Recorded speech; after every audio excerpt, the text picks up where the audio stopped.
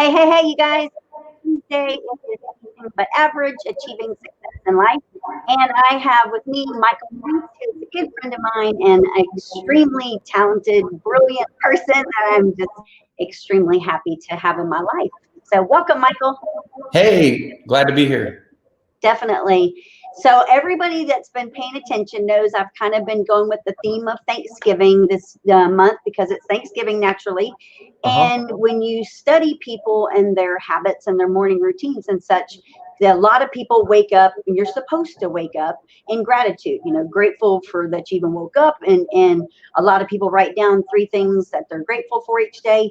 And I'm not real good at doing that every day just because I get up and I have certain things I do. That's not one of them, but I do wake up in gratitude every day. But sometimes it's hard, like to think about certain things every single day that you're grateful for.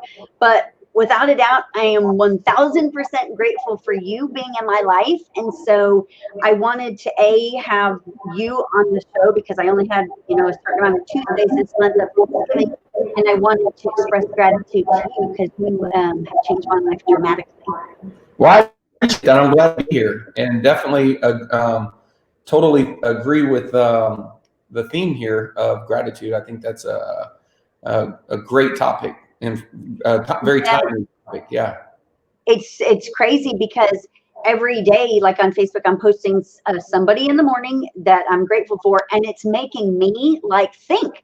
Because in the first, few days, you're like, "Oh, I got this down." I was saving you guys for the lives, but during the other times, it's like I got to think about this, and so it's making me think like, who am I grateful for? Well, who's made really an impact on my life, and then my family's and everybody's. And when I look back at you and our relationship and the history, it's like I don't really know how things would be in my life right now. I mean, I'm always going to be okay, 100%. But before I met you, I didn't really have an end game. I did, but I didn't. I wasn't clear. I didn't have clarity. And being around you and getting to know you and spending time with you, I have learned more from you. I'm not kidding, than probably anyone in my whole life. And that for me is just insane. And I'm grateful.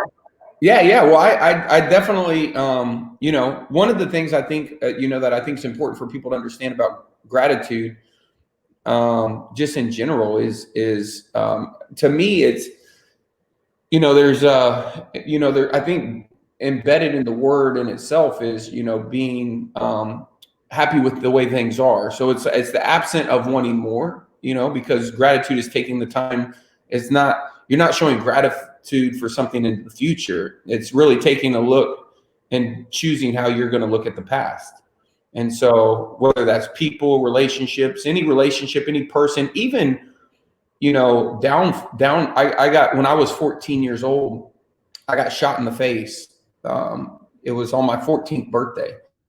And I ended up being in the hospital for a long time. They flew me to, I was in Lawton. I was in Faxon, went to Lawton, then they took me to Dean McGee's Eye Institute in Oklahoma City. And it was very traumatic, as you can imagine, because you shut your eye, you open it, all you can see is blood. My iris came out in a tear. And, the truth is I never really, I could probably share the amount of times I've told that story, probably 20 times, really like truly had, someone ask me, "Hey, what happened? Tell me the story." But I just remember, it's weird. I just remember being thankful. And as the years went on, that I'm constantly reminded because, when I look out of this side of my eye, everything looks like it's underwater. I'm legally blind. But the truth is that the direction that I was going in with my life and the choices and the people that I was hanging out with immediately changed. And it was because I was in the hospital for 6 months. And in Oklahoma, you go from junior high to high school from 14 to 15. And so when all of my friends started, it was literally at the beginning of the school year, August 23rd, my birthday, and school was just beginning when it happened. And so you can imagine the first 2 semesters of high school, all of my friends in junior high met friends that were sophomores and seniors, and they could leave school for lunch, which they couldn't do before, and they found friends that they would leave with, and some of those would leave and do good things. Some of those would leave and do not so good things. And so there was such a contrast principle when I came back, because I was still the ninth grader, coming into school, going through this, and they had kind of had I don't know if it was 6 months, but it was definitely a whole semester of, being in high school. And so that I naturally gravitated. I was less engaged with the individuals that I was. And unfortunately for them, they didn't make the same decisions that I had the opportunity to make. And it was simply because, right when I got back, I wanted to go. I remember I wanted to go out one night. My mom was like, "No, you got to do your eye drops. We're for that." And so like this separation gap happened to where those individuals, just kind of got into things that I wasn't meant to get involved with. And I think that it was a blessing in disguise, knowing where they ended up going and what ended up happening and how I could have been with them, versus, the people that I ended up playing a lot of golf. Like I couldn't play contact sports like football. So I ended up playing golf, and I ended up living with my best friend at the time growing up, which was on my golf team, John Kitchens, who was on my golf team, obviously, who's still a great friend. My other friend that I just mentioned was literally in from Arizona last week here visiting me. And so you don't know how those little things, can change the whole direction. And so, when there's something that's bad, there's usually that good can come of it, especially if you're open to it, right? And so it's the meaning that you give to those things that happen,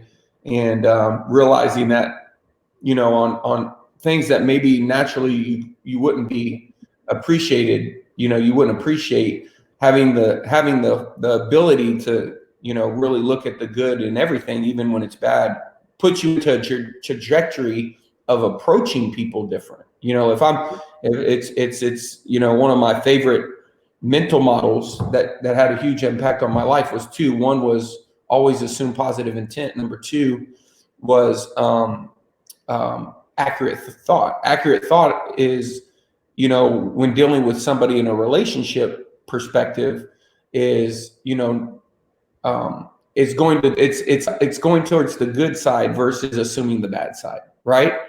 And so I think when you get into doing that, it changes your choice, it changes your approach, it changes your tone, it changes the words you use, just because of the reframe that you have. And that ends up having, impacts down the road on if people even want to be around you, right? It does. And, like before I met you and Jay and Woods, I had never heard of you guys. I didn't know anything about y'all. And when I look back, because I'm very faith-based and I believe everything happens for a reason. And when I look back on the timeline, it's like I just happened upon that event that you guys were doing. And I, of course, was taken away by y'all's presentation and wanted to know more, and was immediately attracted to wanting to be part of what y'all had going on. I joined NAEA right away, and that was just something I had never had in my life, And for me, I grew up, my parents divorced when I was young, and my dad, he worked all the time, so we really didn't have a great relationship when I was little.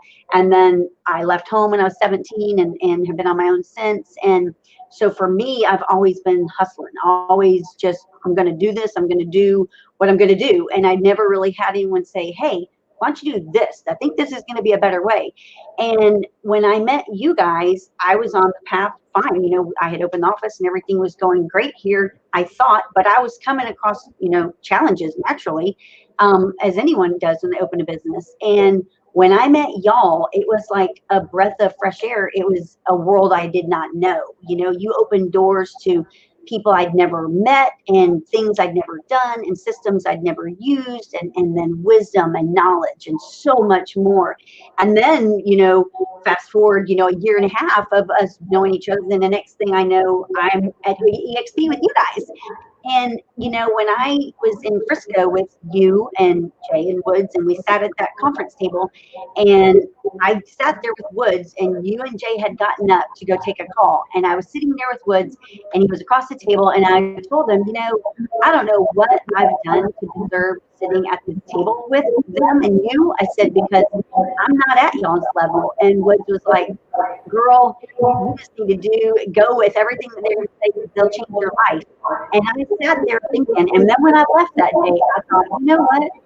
That's the favor of God on my life, because I am out there doing the right thing day in, day out, every single day. I'm always moving ahead. But that was one of those moments where it's like, you know what? Here, try this. I'm going to put these people in your life, and you got to trust and believe. And I've trusted and believed in everything you say, do, and taught me, and still today teach me, because I trust you, and I'm just so thankful for you, and I believe in you, because clearly you guys have done things that are like ultra successful. You know, they tell you model successful people. So like being around y'all and being in your circle of people naturally makes you want to level up. Because, you know, when you tell me your goals, I'm like, well, crap, I got to get a lot more on mine. I got to get going way more.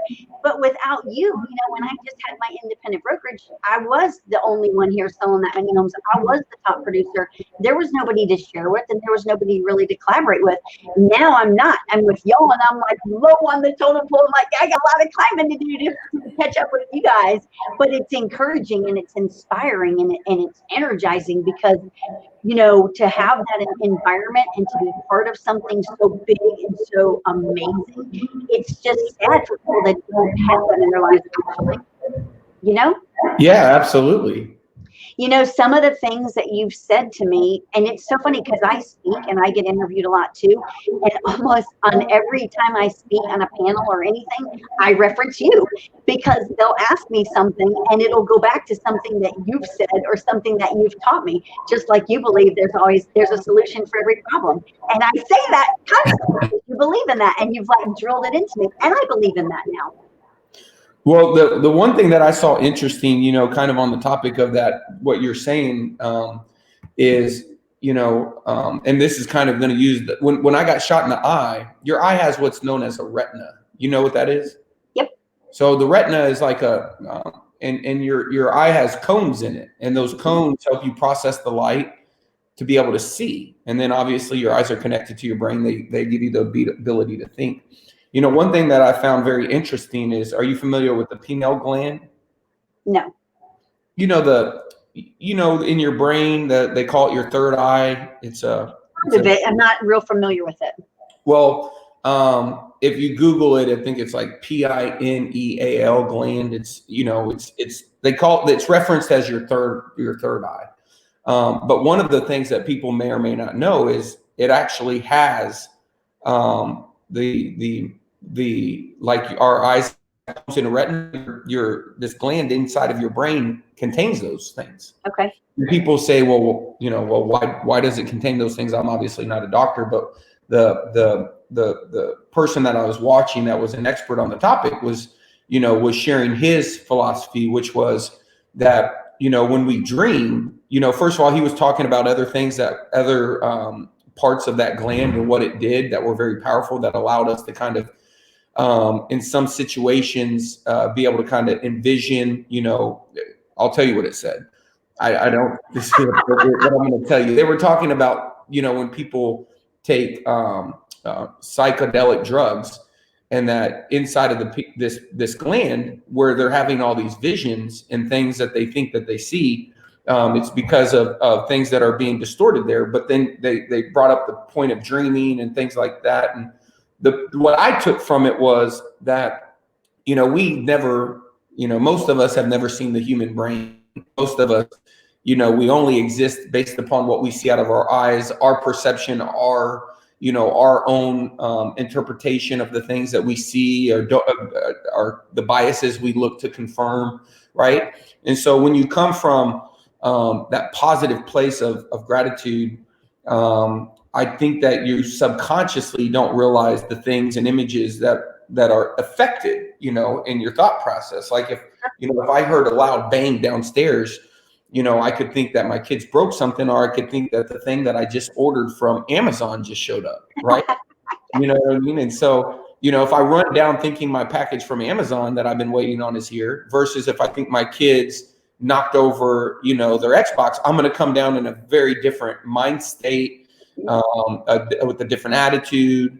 And so I think, you know, the gratitude, I just feel like it puts you in a situation to attract, you know, when people say, you know, become you want to see in the world, you know, I mean, you know, you don't realize that if you have a lot of negative people around you that a lot of the times there might be a correlation with, you know, you might be in more control because those people might not want to be around you if you were, you know, always showing gratitude. It'd make them feel uncomfortable, right? Yeah. You'd be Oh, yeah. incongruent to you know, or you would change their state and put them into a better place. Almost like when you're upset, there's certain people you like to be around that make you feel happy, warm.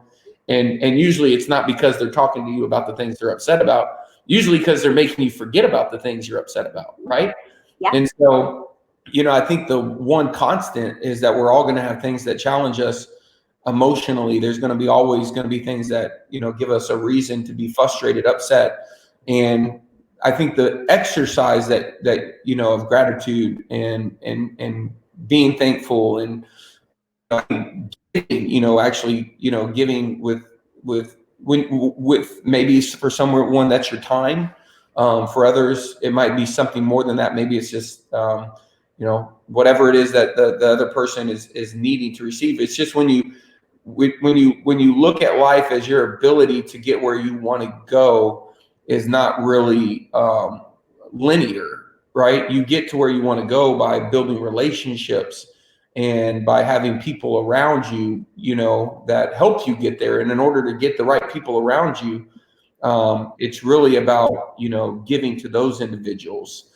And I mean, as Zig Ziglar said it, if you want to get where you want to go, help a lot of other people get to where they want to go. I mean, I've kind of messed that up a little bit, but that's the point, is that I think that's just a split in decision. And unconsciously, whether you realize it or not, when you start your day that way, you know, it's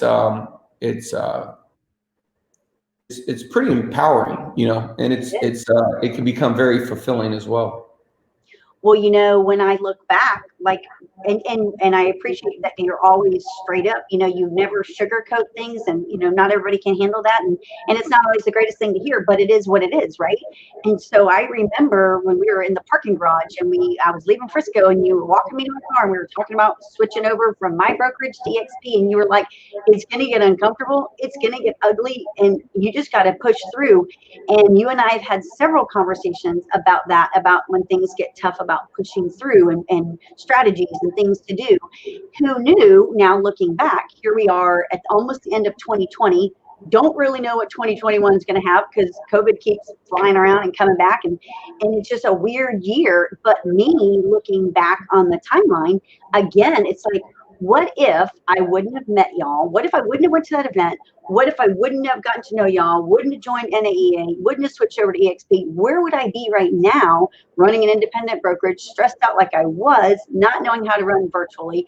It's been such a blessing in disguise. It was like almost like, not almost, definitely, God line all that stuff up. Like, look, I'm going to lead you right down this path. You need to stay with these people. Y'all are going to be protected. Y'all are going to be aligned. Y'all are going to form this united front where you just can collaborate with the best of the best with the same goals and the same ambition and the same drive. And for that, I feel like the ultimate protection. And I wouldn't have that if I didn't have my relationship with you. And so when I look at all of that, I'm so thankful because it's helped my family and my agents and our future. And I'm not worried about the future. I would be worried if I was by myself and I had a blockbuster like a lot of people do have.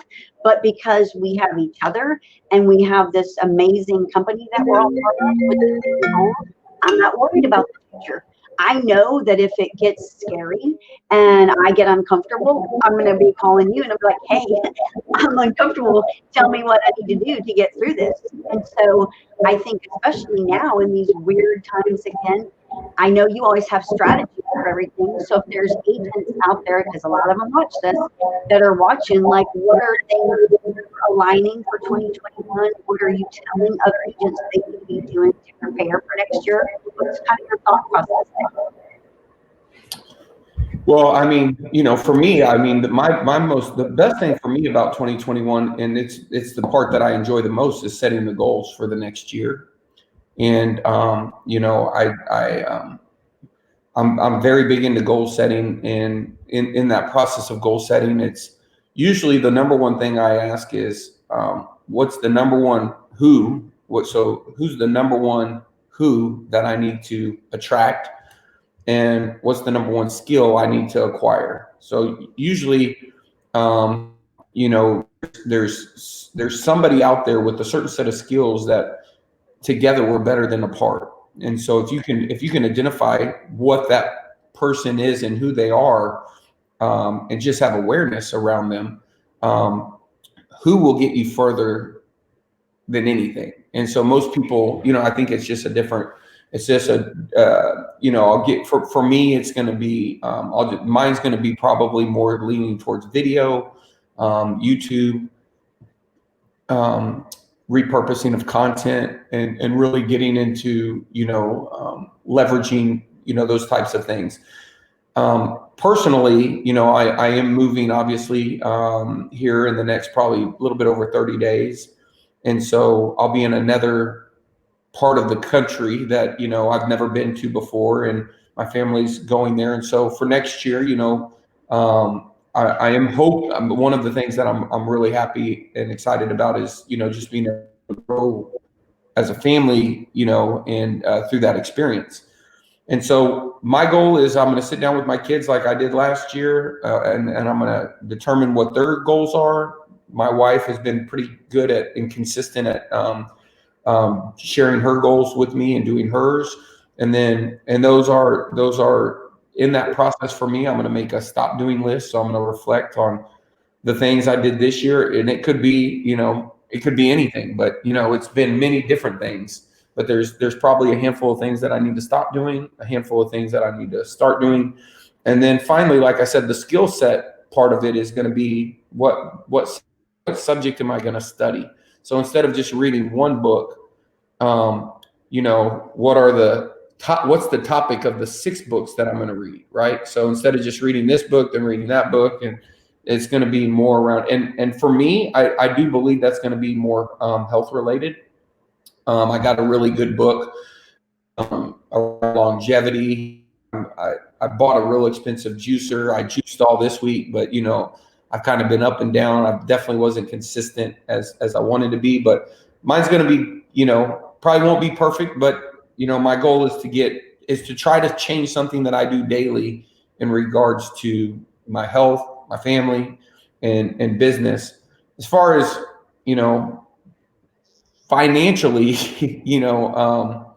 it's weird because, when I look, and this is just the honest to God truth, when I look financially, and this has always been, it's how I got into the coaching business. It's how I got into real estate. It's how I got into the info products. It's how I got into what I'm doing now is, I've just looked for a better way and try to be judgmental. I wish I could play you this clip from this morning. I videoed a clip. I played it for Woods, but it was just talking about, a guy who had exceeded really well, and he was being interviewed by a host that asked why, and he was talking about, basically because of his awareness and being analytical about his own personal areas that he could improve, right? Like having awareness and taking time to reflect on those.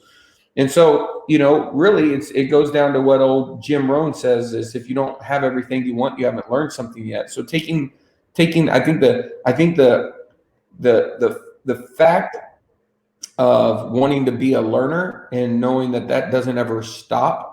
When I look over the course of next year, I'm trying to figure out what do I need to learn and who do I need to be learning from. And those are the things that usually the things that then produce the revenue, right? And so, when I think one of the biggest times in my business growing was when I made a list of things that I got a real clear picture on what I wanted my life to look like, and I made a list of things that were incongruent. So anywhere that you have incongruency in your life, trying to remove those.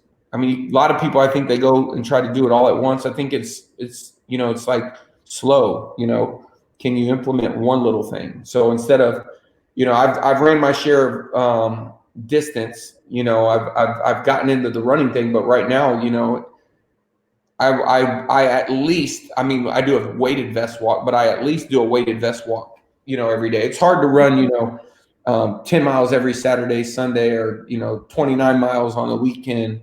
Crazy. Yeah, that gets, but being able to layer in a walk for, an hour walk into your day, just little things like that, things that we all know, that we've all heard. And so it's really just, I look at 2021 as just an opportunity to become a better version of myself than I was in 2020.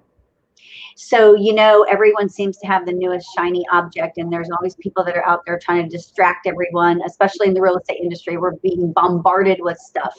So if you were giving a message out there to agents right now, what are 3 things you would tell them to focus on for 2021? To grow their business. Yeah. I would say, determine a niche that excites you. So determine whether that's a neighborhood, whether that's homes on golf courses, waterfront, I'm saying like a farm, whether that's first-time home buyers, heroes, short sales, motivated home sellers, investors. Find one and look around the country and find the top 5 people who are doing the best, and pick up the phone and call them. Seek, ask, receive, take action, persistent accountability, right? Like, reinvent the wheel. If you want, sometimes all you have to do is ASK to GET is what we say. And so, if there's somebody out there and I have a friend, and he has a large market share on the lake, right? Gaydosh. Yep. If somebody wants to have market share on the lake, they should be calling Gaydosh, right? And he has market share because he did these things, distill those down and borrow them and do them in your business. So the first thing is find somebody who has what you want, right? Because that's step 1. And then step 2, seek, get on the phone and ask them questions and learn from them, and, make sure that is what you want. So that'd be the first thing. Tactically for me, I just have a different philosophy, and my philosophy, I would say if you're looking for something, look for something in which, I made a decision that I was going to work towards, when I wrote Digital President, before I moved over to EXP in 2016, probably 2 years, year and a half before I moved over, even knew, much about it. I had written a book, and the first chapter was why I wanted passive income. And that came as a result of goal setting. And now the vehicle that I was going for, doesn't matter. I was wrong. How I was going to do it was the tactic. The strategy was why I was going to choose to work towards that goal in lieu of working towards all other goals. And very famous people like Elon Musk says, sometimes there's goals that might even seem unachievable that you should still try to accomplish. And that's one of those goals, right? That's a goal. You owe it to yourself because, there is a better way than, well, just naturally. Without getting off on a tangent, what I was looking for, I found as a result of me getting clear on what I wanted that to look like. And it's scary how things are happening now that are just even more congruent. It's the compound effect of those decisions that have, made other opportunities available that would have never been available based upon that one little decision. So, get really clear, find somebody, who can help you. If you're looking for a tactical answer, I would tell you, I would say, what I always did at the beginning of the year was I went after expireds. So, if it were me and it was December, I'd be surveying the past 2 years of expireds with the question, are you going to sell your home in the next 24 or 12 months? I built a pipeline of 161 of those in January of 2016, and a third of them were sold under contract or option or whatever, some stage of the process. by the end of June. And so, you know, I always did that because naturally between now and first of all, people are home now more than ever. They're way more likely. I mean, it's hard to take a call when you're at your desk, but you know, when you're at your home, no one down can hear you. And so I think I would be surveying those people, you know, with the straight survey script, one sentence, and be trying to build my pipeline. Outside of that, I would be, you know, the very next thing that I would be doing is I would be going after a farm, you know, and the reason why is because I like to bet on time. You know, I don't want to have to wake up every month and start from zero. I'd much rather, you know, be able to 18 months from now to say that I sold 6 homes by March and no one sold more homes than me in 2021. Then, you know, I'd rather start to be able to leverage that information to have an increase, whether that's in my testimonials and the impressions people have with my signs, whether I'm doing an open house or whether I've just got a new coming soon, you know, all of that additional. And I think if somebody can really buckle down and find other people who've taken over neighborhoods, and instead of wondering, well, does that work, come up with a plan of, you know, based upon where you are, what resources you have, how big of the farm are you going to go, you know, and what is going to be your strategy to take it. I think having a farm just over time is such more fulfilling. You get to pick the price point, which then impacts the buyers that call off your listings, right? And so, you know, you can either just wait to get what you get, or you can go out there and try to make something happen. So that's for sure. If I was, you know, telling somebody, you know, that would be number 1, number 2, number 3. Find somebody tactically, expireds and FSBOs. I think every agent should have a market, whether that's your whole city, whether that's one neighborhood, whether you're more advanced and that's 2. You should be really focused on trying to become the incredible Hulk in a puddle in some market. I love it. I appreciate you. I hope everybody else loves that out there. You know, with us, we're doing goal setting here in our office next week, of course, because the end of November is coming. And so December's right around the corner, end of this year. And I think 2021 is going to be awesome.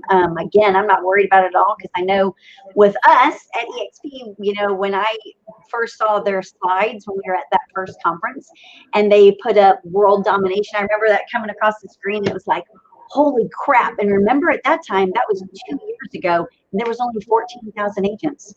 That's insane. When you look at that, you know, like we were on a call the other day, and I don't even remember who it was, but somebody was like, do you know that we're averaging 2,000 agents a month?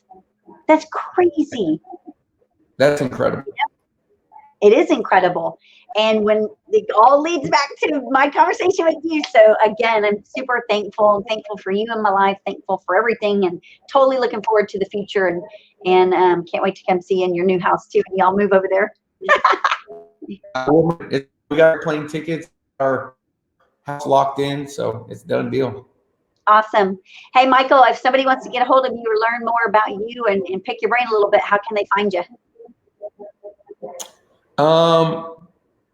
Probably the easiest way would be on Facebook, maybe, which is facebook.com/Michael Reese. I think it's Michael Reese Book. I think it's Michael Reese. Facebook.com/Michael Reese Book would probably be the easiest way. Because I know that people out there, if they've never heard of you and they want to learn more, definitely you're the person to learn from, because you are always educating me. I always know where to go whenever I've got questions. And so thank you for all of that. Yeah, absolutely. And I appreciate you and, you know, for you putting all this goodwill into the marketplace and sharing with people. But yeah, it's Michael Reese. It's facebook.com/Michael Reese Book. That's my business page, and you can message me directly there. Awesome. Thanks for being here today, Michael. Thank you so much. Bye, you guys. Bye, everyone.